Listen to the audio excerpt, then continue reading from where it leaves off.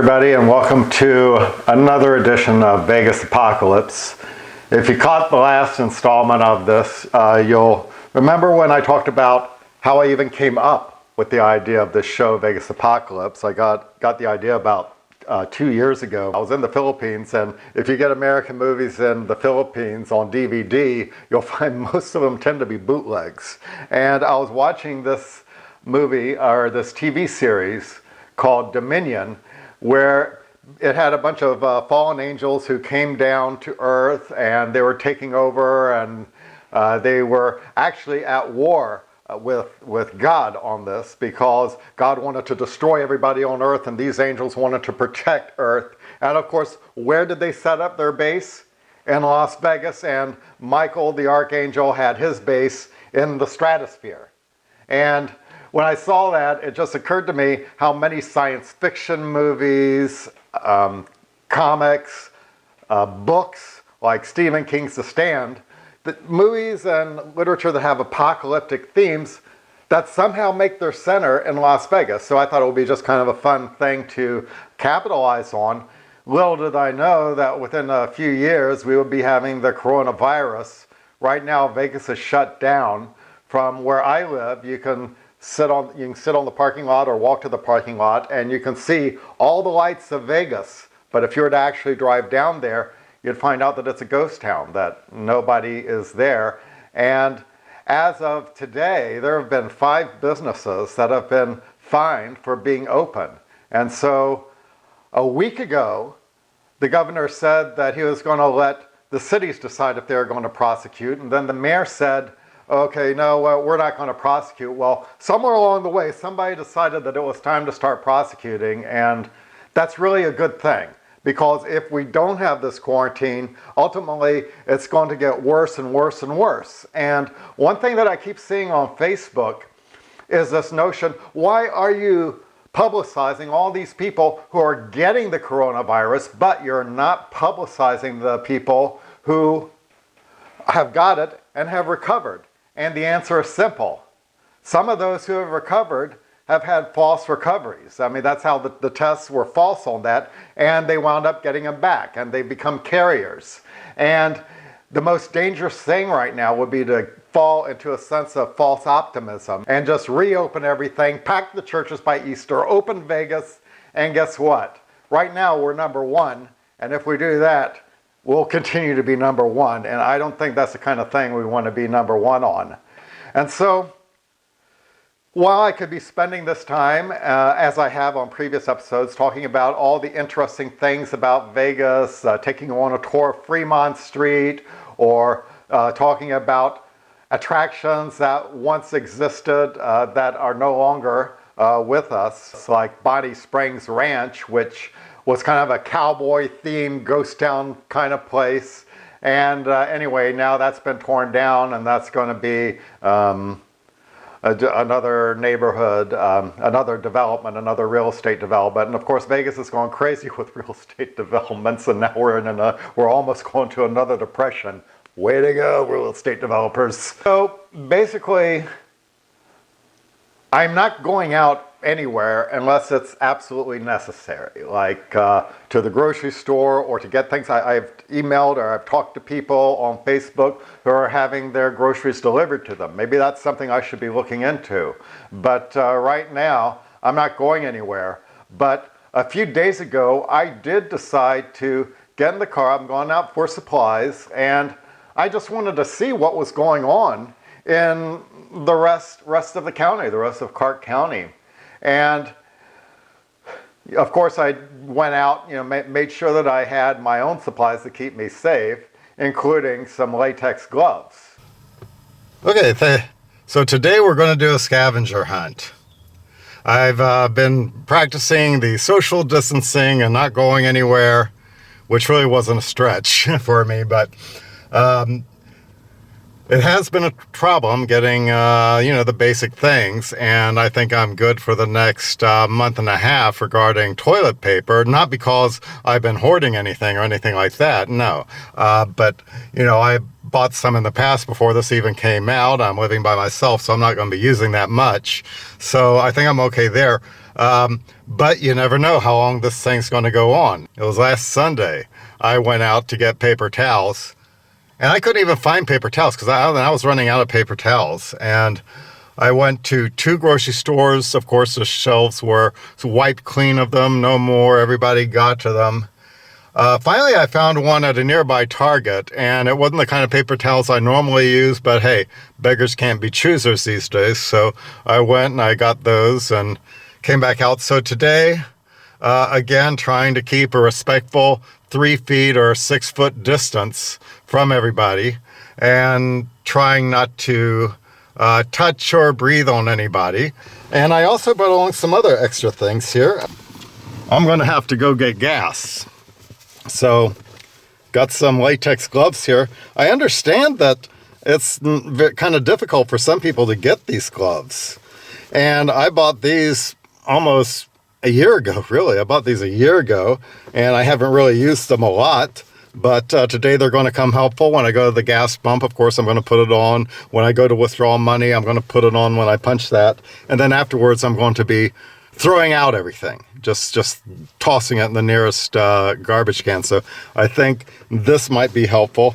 And I also have some towels and a cloth or anything like this in case I run out of these and I need something else to cover my hands. And then, of course, I'll get home, wash my hands, and maybe wash a few things if I wind up buying anything and human hands have touched it. Oh, God. This is a crazy time that we're living in here. And as I continued to drive, I noticed that there were a number of places, like a bar that's not that far from me near Tropicana Pizza, that has not only been shut down, but it was boarded up. They put boards on it, probably to keep out looters, because if nobody's going to be in these bars or theaters or whatever, you got to have something to protect looters or people from breaking in. That was the same thing with the Tropicana Cinemas. That's one of my favorite theaters to go to in Las Vegas because they only charge a $2 admission. And if you're willing to wait about a month or so, you can see some of the movies that you have to pay $12 to $13 to go see for just $2. And I went there, sure enough, it was boarded up as well. And for those who live in places like Florida or any kind of beach city where hurricanes usually hit, that's the kind of thing you're used to seeing when you're in a hurricane. The difference here, of course, is we know that there's a storm coming, but it's an invisible storm. It's a health storm that affects the lungs and just rips our lungs out. I kept driving and I wanted to see what was happening at some of the places I like to go to. One of the places I love to go to is Skyline Casino. And that's a place where you can get a good breakfast for under $5. And that's where I usually go on my day off to have breakfast. And I went there. Sure enough, I saw their sign that said that the casino and the restaurant were now closed. The hotels were open, which surprised me because MGM on the Strip that has shut down their hotel. So you can't stay anywhere there, but Skyline is still open as far as their hotel, but everything else is closed. And then, of course, I drove down to Ethel M. Chocolate Factory, and they're closed down until April, as you can see on the sign. And my next stop, I wanted to look at the parking lot of the Sunset Casino because what they have on Wednesday, they give out free food. They close down the casino, but they have the parking lot open so that you can go there and get some free food. And when I went there, I didn't stay in line because everybody was in their cars. Now, my first thought was, oh great, they're giving out free food. This will be great for the homeless, assuming the homeless are able to make their way all the way out to Sunset Casino, where they could get their free food.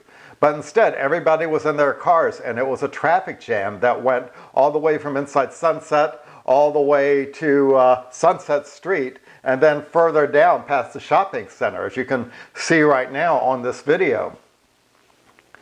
And I didn't want to get in that line because I've got to be conservative with gas. Because right now, until the various stimulus money comes in, whether it's the $1,200 that was promised or unemployment or anything like that coming through, I got to be conservative with my cash and I got to be conservative with my gas. I can't keep driving around willy-nilly if you don't have money coming in. And of course, the same thing's true with mortgages, rent, whatever. For that reason alone, I'm being very conservative with gas. Now, I do have a nice place where I can walk around here, and I think that's what we'll do. It's the one thing to do that won't drive me crazy. Go out for a nice walk, look at some scenery, and then come back for some more movie watching. But there are some things that I had to give up because, guess what? In Las Vegas, there's price gouging. My God, surprise, surprise. I was walking into a Walmart yesterday, and I passed by a row that was normally filled with paper products. Of course, they were all gone. And I've been looking for a week for toilet paper. Now, I'm good with toilet paper, but I just wanted to know that they were there just in case I need to get some. I don't think I need to get any until about a month and a half from now, because I was already well stocked before all this started happening. But I was walking there, and the shelf was bare, but there was one roll, or no, not one roll, about maybe six packs of toilet paper with 9 rolls of toilet paper in each one. And when I saw that, now remember, this is coming from going for a whole week of seeing nothing on the shelves, and seeing that, I mean, it was weird. I felt like I was in the desert, thirsty, and there was a rose finally blooming. There might be a sign of water, a sign of life later on. But this is where we are today. The last time I spoke with you, we were talking about the Nevada death count, or rather the Las Vegas death count there. And back then it was, back then, that was last week, last Tuesday, it was 42 cases of coronavirus in Las Vegas and only 1 death. And then after just a week, it is now 350 cases of coronavirus in Las Vegas and up to 10 deaths. Now, nationwide, we have 91,255 cases of coronavirus, and the last I checked, 1,353 deaths. Now, that might seem like a small amount, but keep in mind, this is because most of us are practicing social distancing, even those people who want to pass it away and believe that it's a total hoax. And there are cries of trying to release it, to open up the cities and all that. And if we were to do that, of course, it would probably double and quadruple. Now it seems like we seem to go to an extra 100 people a day. And if we were to just let our guard down, it would start to skyrocket, probably more like 1,000, maybe even thousands a day. You never know. And one thing I do want to add, anything that I say on this program, vet. Go out, check your sources. Don't trust what I'm saying. Don't trust what your friends are saying or what you read on the internet. Check with viable sources like the CDC. And if you go to the webpage, vegasapocalypse.com, I do have those links under there so you can check the actual sources. But there's a lot of misinformation going on out there, and a lot of ugly things going out there too. For instance, there's, amazingly enough, a lot of racism going on out there. And because Trump insists on calling it the Chinese virus, you've got a number of Asian people who are subject to a lot of harassment and in some cases physical attacks. And that's not good, of course. But that does seem to be the standard when you look back in history of how people have dealt with plagues. That does seem to be how people have dealt with plagues over the years. And for instance, if you look back to the days of the bubonic plague, one of the things they would blame was the Jews. They would blame Jewish people for that.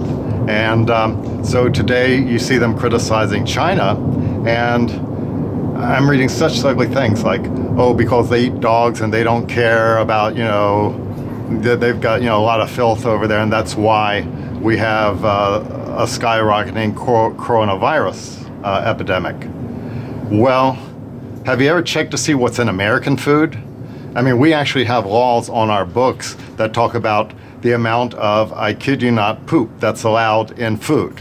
I mean, look at this. This is from CNN, and this one says it's about bugs, rodent hair, and poop. How much is legally allowed in the food that you eat every day?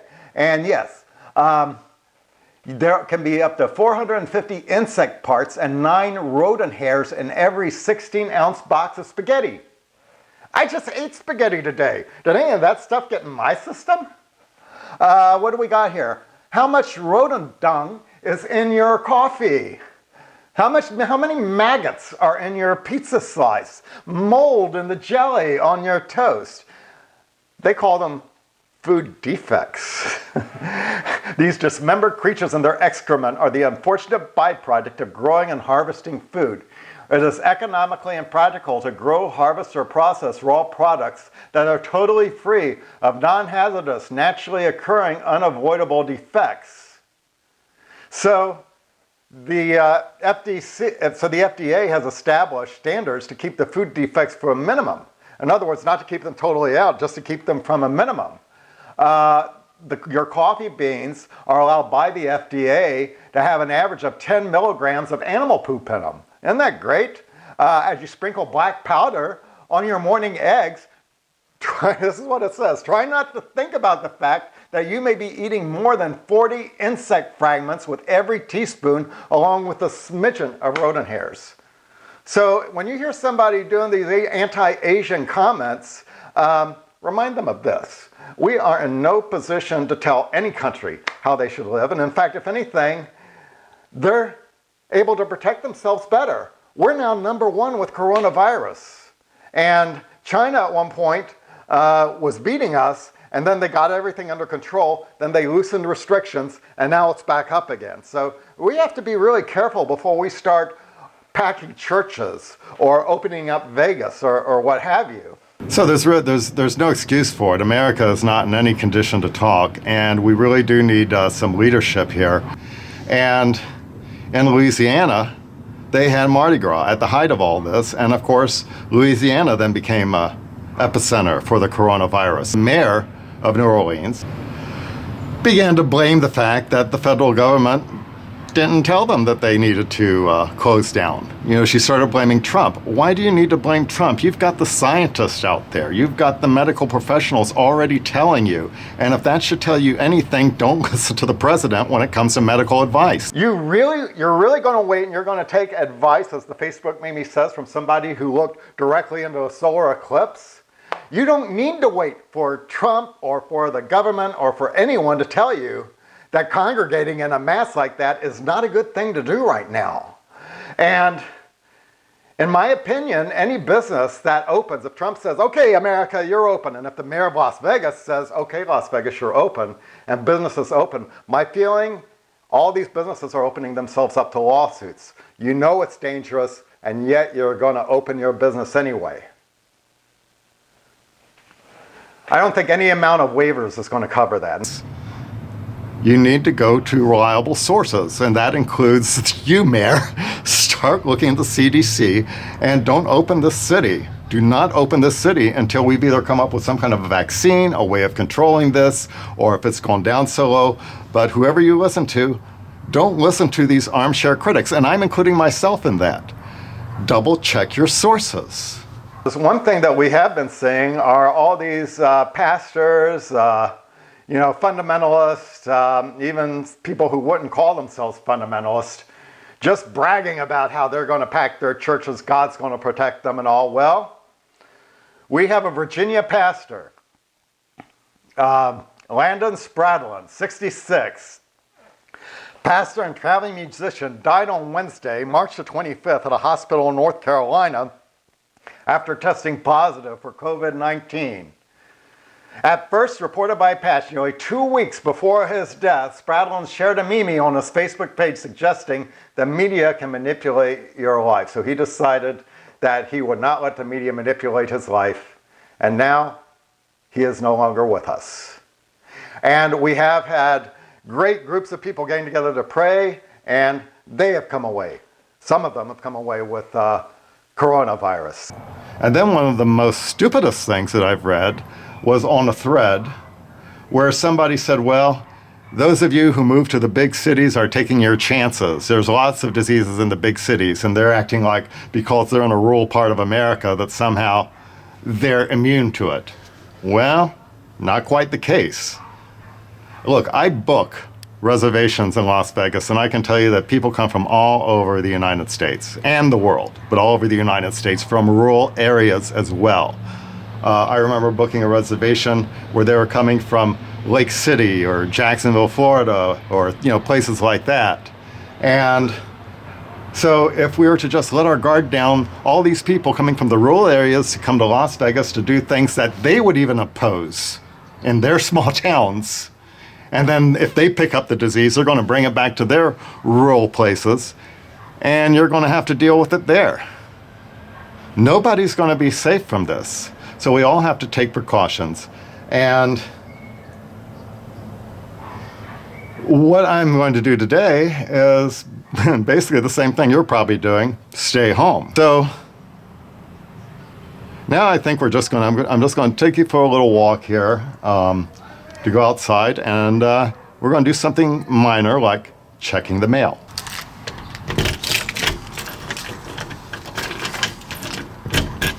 You'll notice I have the latex gloves on both hands now, and the reason for that is yesterday I was wearing it Michael Jackson style, mainly just one hand, and that will be the hand that will touch all the doorknobs. But of course, sometimes accidentally the other hand touches the surface, and so, then of course I try not to touch anything on my face or anything like that, and then wash it when I get home. Of course, if you do have an itch or something, one thing I do that's kind of funny is I'll use the back like this, and it looks like I have the vapors. It's like that. Now, whether or not that's safe or not, I don't know. Like I said, check your sources. But let's go. We'll take a walk here, a nice little walk.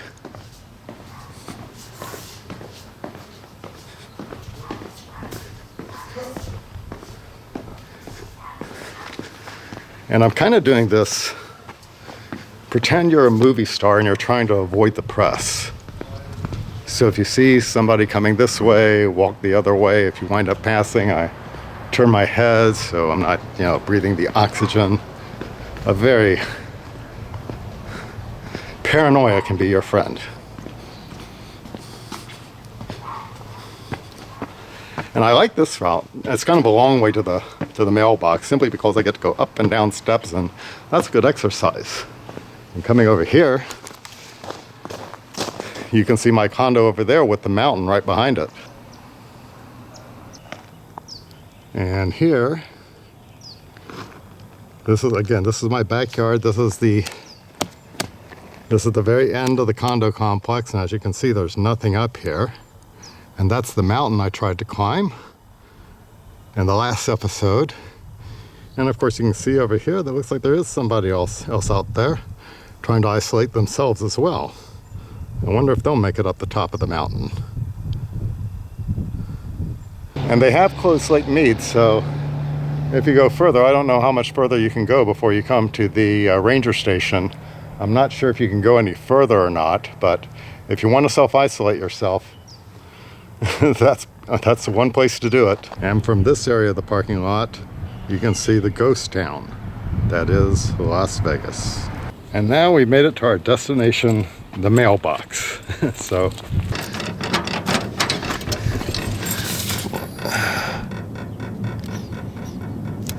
oh wow, could this be an unemployment check? We will see. And I did try to register for unemployment. I tried to do that the day I got the email that my company was no longer going to be open for at least 30 days. And the way things are standing now, it might be a little longer than that, unless our president or our mayor decide to go all jaws on us and decide that there aren't no sharks in the ocean and let us go. I don't know what I'm going to do if that happens. But in any event, once I got that, I went online to register for unemployment. And I had to wait until I got my check stub on Friday, though, because I needed to put in my gross income for the week. So I got a card, and it was $0 on the card. So I imagine that's going to be coming soon. I do hear that you have to keep applying every week to that. I'll find out eventually. And I did file my taxes early, so hopefully in 3 weeks I'll get that stimulus from the government, and hopefully you will too. And that'll help us for about a month, and maybe it'll help out for the next couple months if we do get that 600 plus over unemployment. But who knows? As it stands now, I still have a false sense of security, and I know it's a false sense of security, so I know I really can't depend on that coming through, because somebody might stand up and object to it and maybe get in the way of that money coming out. So I've got to be conservative with gas, conservative with the cash on hand, but I don't want to go crazy on the credit card. But you know what's happening with the credit cards? All these companies that are doing delivery are attaching delivery charges to it. Some of them they never really had. And if you keep depending on takeout, that's going to cause your credit card bills to go through the roof if you keep depending on deliveries and things like that. So by the time this is over, there's going to be probably enormous credit card debt after this. That is pretty much what has been happening in Vegas. And since my time is pretty much going to be spent right here in my condo, at some point I might wind up breaking down and reviewing movies, because what else is there to do? And of course I will be getting into political and religious issues, especially as they relate to the coronavirus. And that'll be on my other YouTube channel and Facebook page called The Last Fundamentalist, which of course is named after my book, The Last Fundamentalist. And here you can see my little thing on the back there. There I am against the sofa. But in any event, I will be getting into more detail. So I know that when people see anything with Vegas, the last thing they want to do is think about tragedy, even though that's what's happening right now in front of our very eyes. So the next couple episodes, I'll probably just be reviewing movies, and if I'm able to do some FaceTime with somebody and do interviews online, then I might be doing interviews. But this is pretty much all I'm saying right now on this show. And if you want to hear more, then visit my other channel, The Last Fundamentalist. And right now I'm screening my movie. I'm breaking it up into various parts called Bible Madness. And after that's over, then depending on where we are with current events, I will start addressing how politics and religion are affecting how we're responding to the coronavirus and whether we're successful or not. Thank you for watching. Stay safe. And we'll see you next time on Vegas Apocalypse.